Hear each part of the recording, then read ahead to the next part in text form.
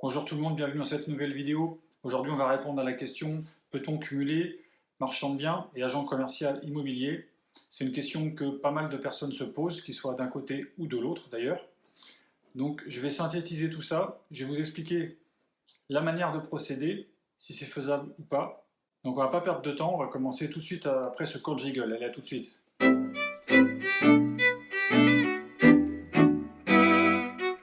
Donc voilà, vous y êtes, vous êtes en place, vous êtes agent co, vous êtes marchand de biens, vous avez envie de donner un nouvel élan à votre carrière et vous avez envie de cumuler plusieurs activités. Donc déjà, on va se poser la question, pourquoi on veut cumuler ces deux emplois? Alors, on peut partir du principe que vous êtes agent commercial, vous travaillez régulièrement avec des marchands de biens. Pour ceux qui connaissent, il y en a, j'ai vu des agents co qui ne connaissaient pas les marchands de biens, bon, c'est pas les meilleurs et c'est pas les plus vieux, mais il y en a encore. Donc, vous voyez les marchands de biens arriver, vous dites, mais c'est bizarre, ce mec-là, il est marchand de biens, il a une bagnole qui est plus grosse que la mienne, c'est intéressant son boulot, j'aimerais bien faire la même chose. Ou alors vous êtes déjà marchand de biens, vous vous projetez de l'être et vous avez envie de cumuler les deux activités parce que, admettons que vous êtes déjà en poste, vous avez des lots à vendre, vous faites appel à quelqu'un pour les vendre, il touche une commission, et vous vous dites, mais attends, mais moi je suis complètement capable de vendre mes biens et de récupérer la commission pour moi. Donc est-ce que je peux le faire, quoi? C'est une question que je me suis posée. J'ai trouvé la réponse. C'est pas si facile. Il y a des nuances, il y a des possibilités, mais il faut faire vraiment les choses comme il faut pour ne pas être embêté et obligé de modifier les choses en cours de route. Donc, dans cette vidéo, je vais vous expliquer comment on fait. Oui, c'est possible de cumuler les deux, mais effectivement sous certaines conditions qu'il ne faut absolument pas négliger, sinon ce sera carrément impossible.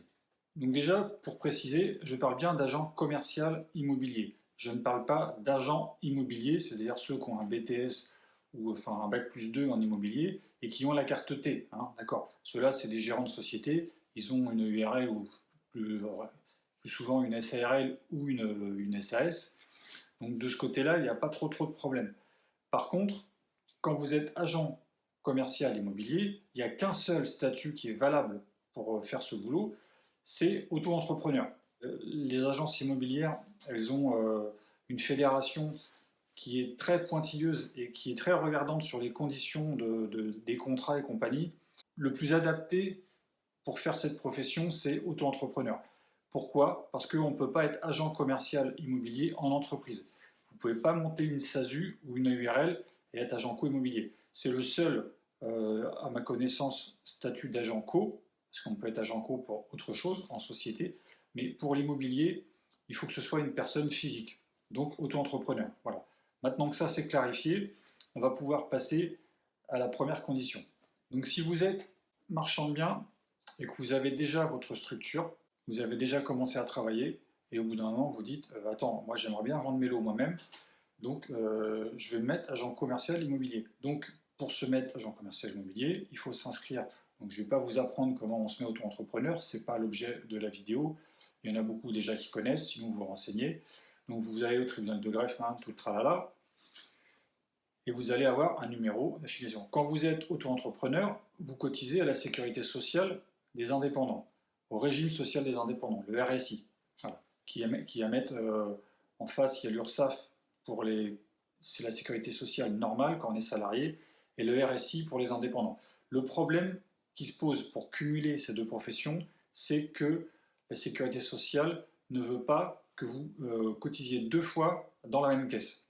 C'est-à-dire, si vous êtes auto-entrepreneur, vous cotisez au RSI, donc vous ne pouvez pas en face, avec votre société de marchand de biens, cotiser également au RSI. Il faut avoir un statut différent, donc cotiser à l'URSSAF.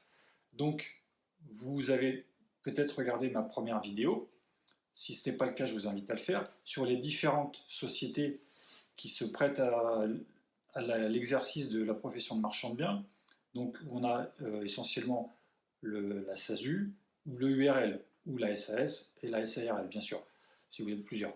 Donc, si vous êtes en SASU, vous cotisez à la sécurité sociale normale, à l'URSSAF, parce que vous êtes assimilé salarié.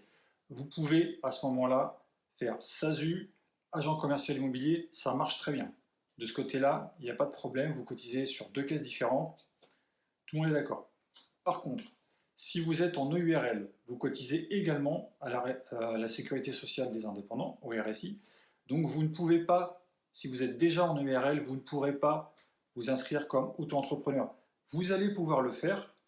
Au niveau du tribunal de greffe, ça va marcher, mais l'URSSAF, ils ne vont pas vous reconnaître. Donc ça ne marchera pas. Vous allez être bloqué, à un moment donné, vous serez radié.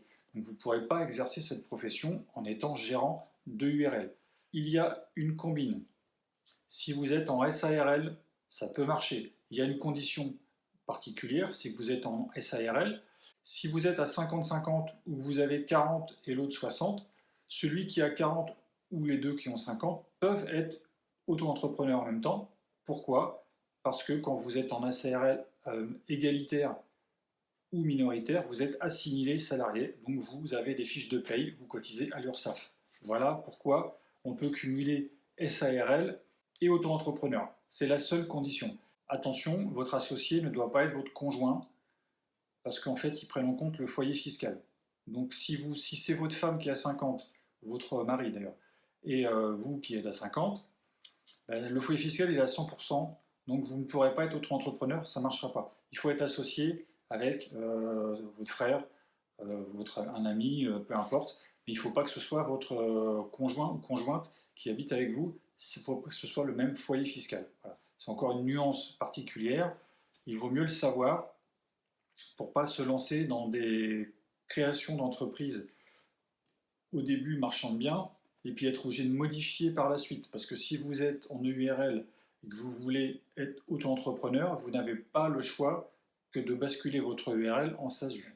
Sinon, il y a des astuces, mais alors c'est un peu compliqué, parce que si vous avez par exemple une holding, vous avez une SARL marchand de biens, et vous avez éventuellement des SCI pour investisseurs, et vous avez une holding au-dessus. Si la holding c'est une SASU, et que vous êtes à 100% président de la SASU, vous êtes coincé. De toute façon, si même dans votre SARL en dessous, marchand de biens, vous avez que 30%, ça cumule les deux, ça ne marche pas. Il faut que le cumul des deux ne dépasse pas 50%. En gros, je m'explique, il faut 30% dans la SARL marchand de biens et pas plus de 20% dans la holding. Donc après, il faut trouver un associé pour la holding. Et il ne faut pas que ce soit votre conjointe. Ça ne marche pas. Donc voilà, on résume. Agent co-immobilier, en face, il faut lui mettre une SASU. Si vous êtes en SARL, il ne faut pas être majoritaire, il faut être égalitaire ou minoritaire, mais pas avec votre conjoint. Voilà les deux conditions pour pouvoir cumuler les deux postes. Donc j'espère que cette vidéo, un peu plus courte que d'habitude, vous aura été utile. J'aurais bien aimé tomber dessus quand j'ai pris mes décisions au tout début, parce que ça m'a engendré quelques problèmes, donc j'ai décidé de vous régler ces problèmes avant que vous les ayez. Donc, tant mieux pour vous, et puis on se retrouve pour une prochaine vidéo. Allez, bye bye!